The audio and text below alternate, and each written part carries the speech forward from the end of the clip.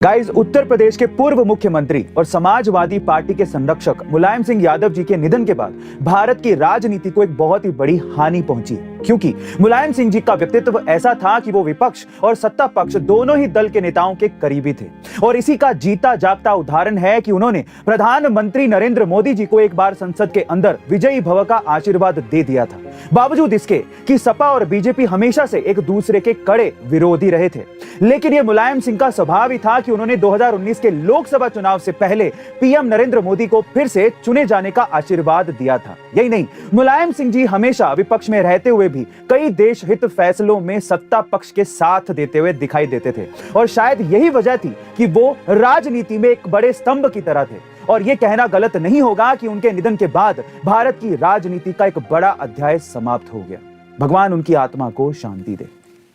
Guys, अक्सर आपने मंदिरों में जाते हुए भक्तों को मंदिर के द्वार पर लगे घंटे को बजाते हुए देखा होगा, जो पौराणिक तौर पर भगवान का अभिवादन करने का एक तरीका भी माना जाता है। लेकिन क्या आपको इसके पीछे का साइंटिफिक रीजन पता है? नहीं ना? चलिए आज मैं आपको बताता हूँ। दरअसल मंदिर का घंटा जिस मेटल से बना होता है उसमें फिक्स्ड प्रोपोर्शन में कॉपर, जिंक और निकल होते हैं, जिससे निकलने वाला साउंड फ्रीक्वेंसी 7 सेकंड तक एनवायरनमेंट में ट्रेवल करता है और हमारे राइट ब्रेन और लेफ्ट ब्रेन को एक साथ अलाइन करने में मदद करता है।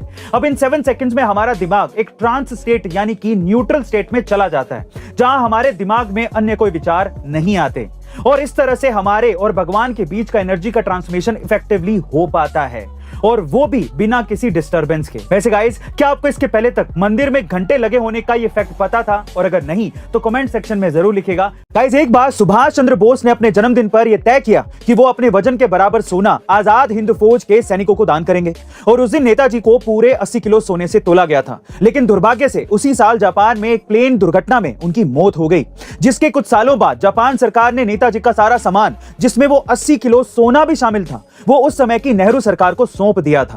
लेकिन जब मोरारजी देसाई की सरकार आई तो उन्होंने नेताजी का वो सामान चेक किया तो उसमें सिर्फ 11 किलो ही सोना निकला, यानी कि नेताजी का बाकी सोना गायब था। और जब मोरारजी सरकार ने इसकी जांच की तो पता चला कि आईएनए के 2 मेंबर्स राममूर्ति और एसए अय्यर ने नेहरू सरकार को कई बक्से सौंपे थे, जिसमें काफी मात्रा में सोने के जेवरात थे। और तब से यह सवाल लोगों के लिए एक राज बना हुआ है कि आखिरकार नेताजी का वो सोना सरकार के खजाने से आखिर गया कहां।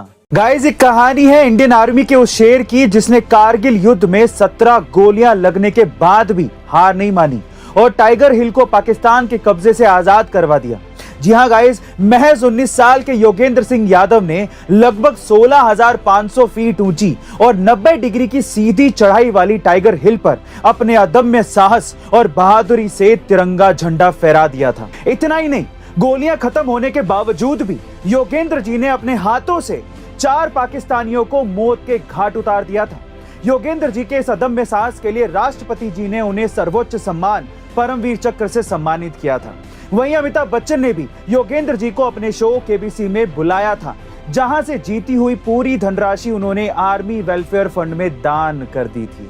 गाइस, योगेंद्र जी के इस अदम्य साहस के लिए एक हार्ट तो बनता है। ऐसे अमेजिंग वीडियोस के लिए शेयर, सब्सक्राइब एंड लाइक। मिलते हैं अगली वीडियो में।